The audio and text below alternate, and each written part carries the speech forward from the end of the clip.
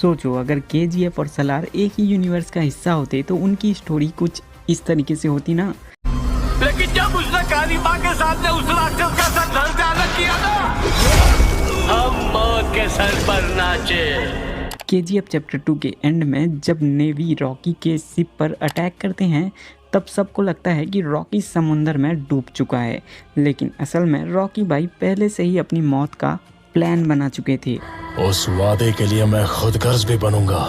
Attack के दौरान वो एक सीक्रेट रूट से बाहर निकल जाते हैं। दुनिया को लगता है कि वो खत्म हो चुका है। गवर्नमेंट केजीएफ पर कब्जा कर लेता है, लेकिन रॉकी के वफादार लोग उसके छुपाए हुए सोने को बचा लेते हैं। अगले कुछ सालों में रॉकी दुनिया का सबसे बड़ा अंडरग्राउंड क्राइम नेटवर्क खड़ा कर देता है। 1978 से लेकर 1981 तक 16 देशों में रॉकी ने बहुत क्राइम्स किए हैं। अब वो सामने आकर नहीं बल्कि पर्दे के पीछे से पूरी दुनिया को इलीगल गोल्ड और वेपन ट्रेड को कंट्रोल करता है। इसी दौरान खानसार अपनी अलग दुनिया में और भी पावरफुल होता जा रहा है। वहाँ देवा सालों तक सबसे दूर रहता है। जब खानसार में पावर स्ट्रगल शुरू होता है तब देवा वापस आ जाता है, वर्धा के लिए लड़ाई लड़ता है। तुझे कोई हाथ नहीं लगा सकता। यहीं तक सलार पार्ट 1 की कहानी चलती है। सलार पार्ट 2 में खानसार को अपनी आर्मी के लिए गोल्ड और वेपन की ज़रूरत पड़ती है। इन्वेस्टिगेशन के दौरान पता चलता है कि पूरे एशिया का इलीगल सप्लाई चेन एक ही आदमी के कंट्रोल में है। उसका नाम सुनते ही सब शॉक हो जाते हैं। वर्धा रॉकी से डील करना चाहता है, लेकिन रॉकी को लगता है कि खानसार उसका एम्पायर छीनना चाहता है।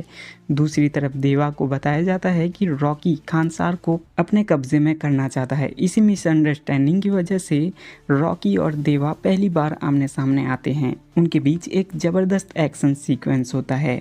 फाइट के बाद धीरे धीरे सच का सामना होता है कि एक इंटरनेशनल क्राइम सिंडिकेट दोनों के बीच एक दूसरे के खिलाफ इस्तेमाल कर रहा था। उसका टारगेट रॉकी का हिडन गोल्ड और खानसार की मिलिट्री पावर थी। और उस इंटरनेशनल विलन के रोल के लिए हम विजय सेतुपति सर को ले लेते हैं।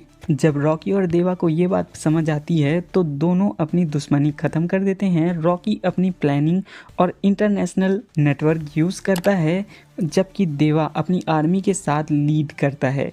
दोनों मिलकर उस सिंडिकेट के हर बेस को तबाह कर देते हैं और दुनिया की सबसे बड़े क्राइम एम्पायर को ख़त्म कर देते हैं।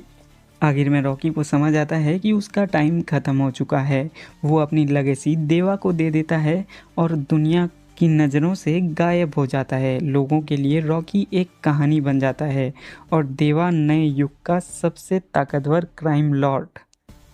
और स्क्रीन पर सिर्फ एक लाइन दिखाई देती है, द एंड और द बिगिनिंग।